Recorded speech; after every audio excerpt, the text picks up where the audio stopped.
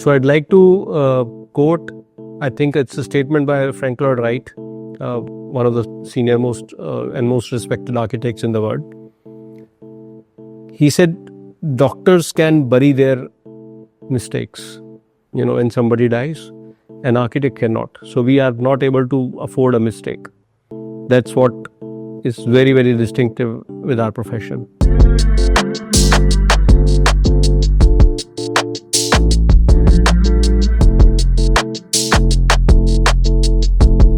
I'm Rajesh Singra, representing R Group here. We are a 30-year young design firm and active in the field of architecture and corporate interiors. We also specialize in data center design. So my father was an architect, and seeing him do sketches when I was really young, and then he observed my interest in art. I was not so sure to what to be, but when she took me to an architectural college environment, there it was a decision change. Exposure to the word travel really made a big change in the way we approach things. And in our country versus other, geographical regions, we are very, very dense in terms of population, and that's where the India's young population comes into play. Now, most of the work environments in IT, ITS related functions, employees are actually within a shell, which is a air-conditioned shell. How to cater to those long working hours, anything between 10 to 16 hours of working, being able to service and to make those happy working hours for them was a interesting challenge, and to come up to that expectation was very fulfilling. Visual appeal and environmental features are two key criteria. I would say eco-consciousness and visual harmony plays a major role, and budget is an overall guiding factor in all projects. But yes, these two factors are key when we are designing. So if we are visiting a new geographical setup or a new city, yes, I'd like to know about the background or the historical reference to that. Like when you're working in climates like Rajasthan, you're working with shades and shadows, and there are so much nice historical references available to that effect. I remember one project in particular, and this was in central India, and we were doing this assignment, and so we try to understand the businesses that client is in, and that becomes a human-centric solution approach for all our projects. And we are very particular of what we are creating, and whether that will really be able to groom and help our clients or the users grow within that environment. We are able to come up with solutions faster with our change in technology and AI inputs now. People expect us to turn around at a much faster pace than it used to be. We come across very young teams who are joining us, completely dependent on a formula equation. We realize colleges are still teaching some bit of a hand drawings in their first year of studies. In architecture, the basic sense of proportion is the human body. That's what all of us, older generation as well as the new generation, understand. The entire word talks about sustainability. We as Indians have always been sustainable. Okay? Both you and us, we are hand-me-down clothes from our elder brothers and sisters. We even stack our old set of newspapers and sell them to a kabadiwala. So I don't know of any other, genetics who have this built-in sustainability aspect better than Indians.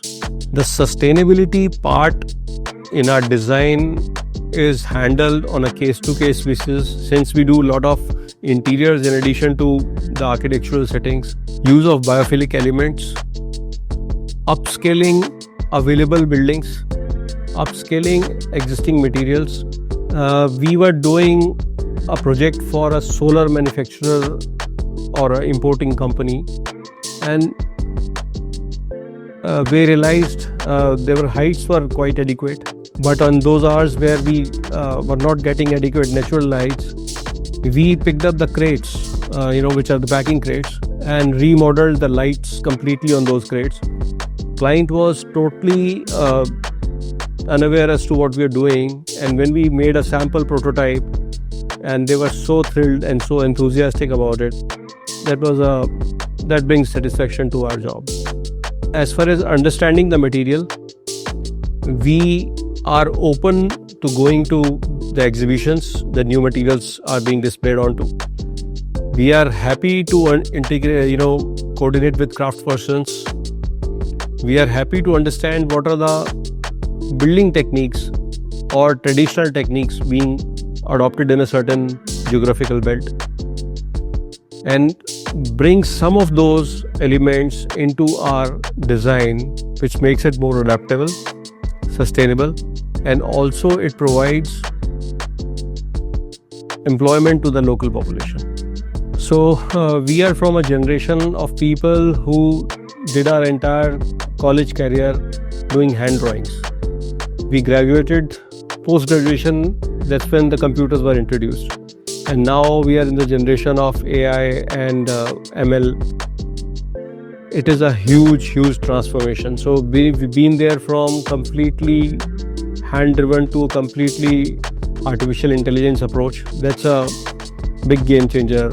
And that is very critical that our teams active in the field of education teach them a little more or more hands-on approach, so they understand the scale, which is very, very relevant for understanding the ergonomic. This is my one piece of advice to the young architects.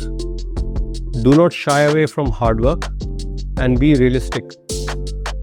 Make sure whatever you are producing is buildable. There is no shortcut to the hard work.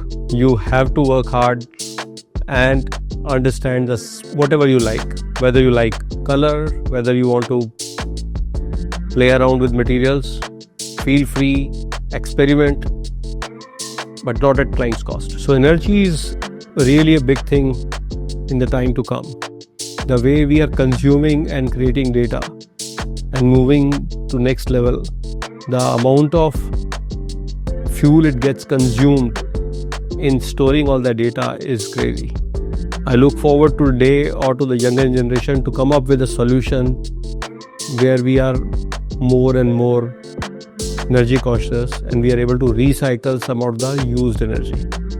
We've been using Eludecor ever since it was launched, and very happy to mention this in particular. We were really excited when Eludecor started producing something as a made in India product.